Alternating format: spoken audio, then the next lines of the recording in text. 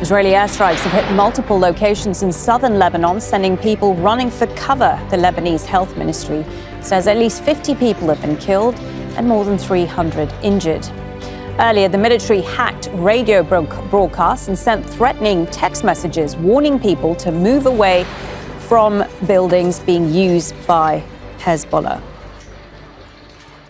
Let's bring in Paul Morcos. He's Professor of International Law at Strasbourg University, President of JUSTICA Legal Foundation. He joins us from Beirut. Many thanks for joining the programme.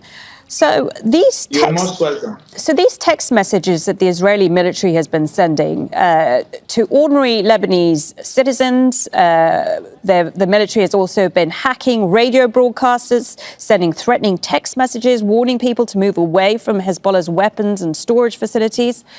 I mean, the idea that citizens, ordinary Lebanese citizens, will have knowledge of where Hezbollah weapons are being kept and forcing them to move away from those areas, that's frankly ludicrous, isn't it? Yes, indeed.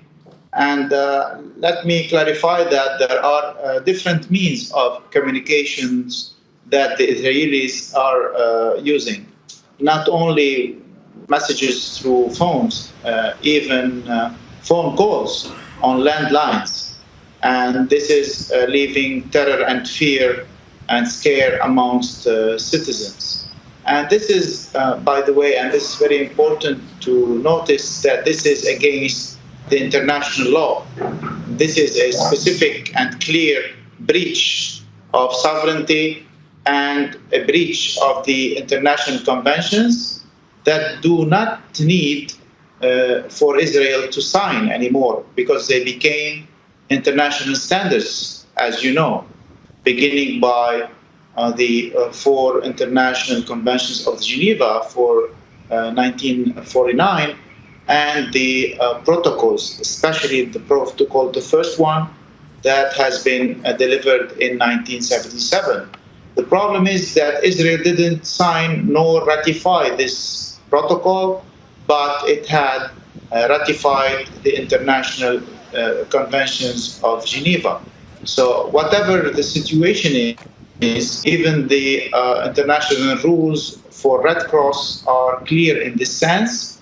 We cannot terrify civilians, and we cannot target places where civilians are living, whether the military people have entered their premises or not. And as you said, they can never know if any weapons were hidden somewhere in their areas or buildings. And just to be clear, because we've seen Israel use this playbook before in Gaza, haven't we? So does international law justify, can they use the law to justify killing ordinary civilians with these text messages? Can they say afterwards, well, we sent you a text message to move, but you didn't? No.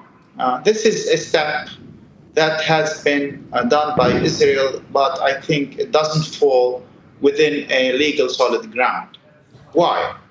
Because we cannot inform civilians to leave their homes, and then we will be not liable for targeting their homes, whatever the reason is. If there are military targets within a civilian area, there should be a way to target those targets, military targets, without hitting any civilian. Otherwise, Israel nor any other state or whatever organization, military organization, doesn't have any right to move on with any bombardment, since there has been civilians within the place that is hit. So they have to use and find a way not to bombard or target civilians.